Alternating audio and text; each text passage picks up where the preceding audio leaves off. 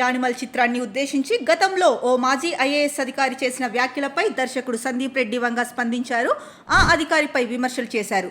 కష్టపడి పుస్తకాలు చదివితే ఐఏఎస్ కావచ్చని, కానీ ఫిల్మ్ మేకర్ కావాలంటే ఎలాంటి కోర్సులు లేవన్నారు.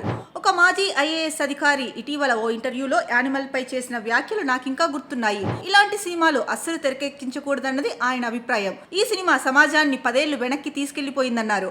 ఆయన వ్యాఖ్యలు నిజంగా నన్నెంతో బాధించాయన్నారు సందీప్ వంగ. నేనేదో నేరం చేశాననిపించింది. ఆయన అనవసరంగా నా సినిమా గురించి తీవ్ర విమర్శలు చేస్తున్నారనిపించింది. కోపం వచ్చింది. ఆ సమయంలో నేను ఒక్కటే అర్థం చేసుకున్నా, ఐఏఎస్ అధికారి కావాలంటే ఢిల్లీ వెళ్ళి ఏదైనా ఒక సంస్థలో చేరి కష్టపడి చదివితే చాలు.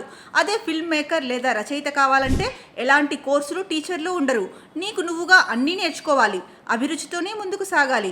ఇదే విషయాన్ని కావాలంటే నేను పేపర్పై కూడా రాసి ఇస్తాను అని సందీప్ వంగ పేర్కొన్నారు.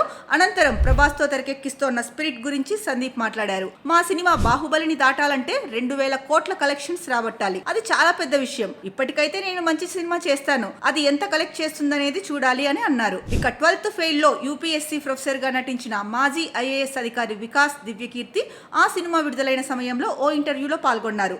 సమాజానికి ఇలాంటి సందేశాత్మక చిత్రాలు అవసరమన్నారు. అనంతరం ఆయన యానిమల్ ను ఉద్దేశించి విమర్శలు చేశారు. ఈ తరహా చిత్రాలు అనవసరమైనవి అన్నట్లు మాట్లాడారు.